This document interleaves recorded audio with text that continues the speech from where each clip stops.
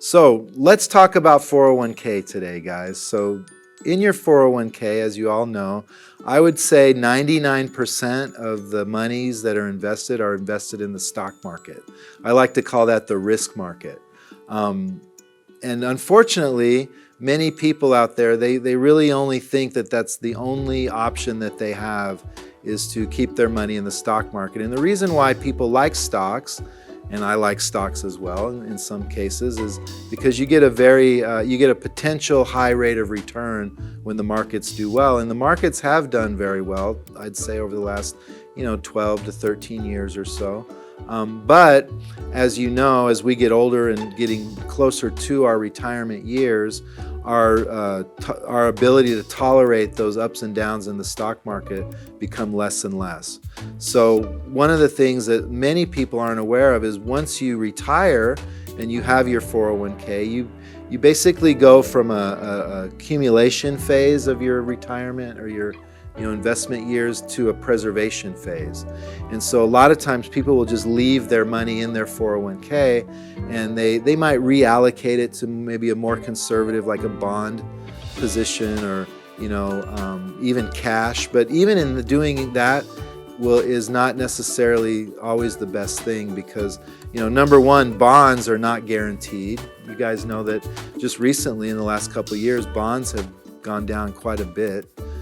So a lot of my clients that think they're safe in bonds, they're not.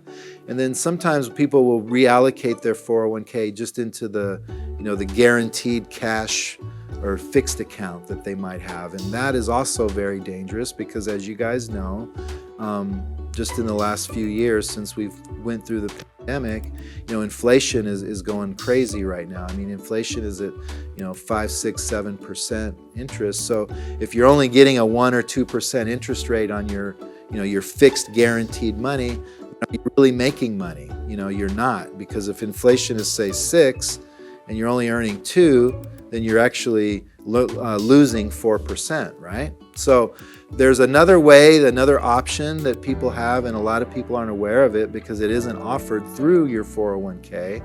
It's a strategy where you can roll your 401k into an IRA, and that's a tax-free transfer, so you never pay taxes on something like that.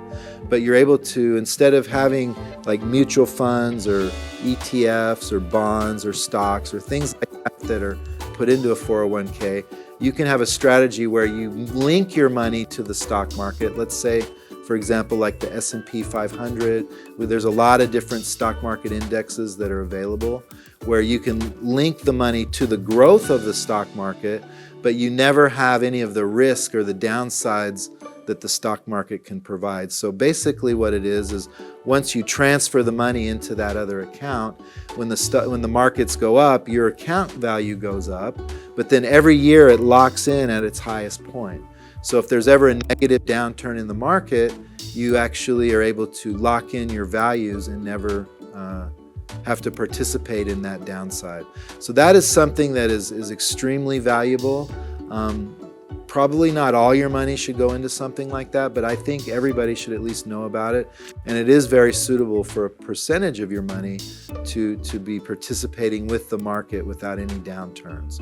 Another amazing concept that goes along with that is called the power of annual reset. And what that basically means is when the markets go up and you lock in those gains, if the market were to go down the following year and you don't lose, in the following year, if the market recovers, you don't have to wait for it to recover back to where it was before your account value starts to go up again. So as soon as the market from here goes up, then your new starting point is here. It also then goes up. So based on that concept, statistically or traditionally, what has happened is, or historically, let's say that.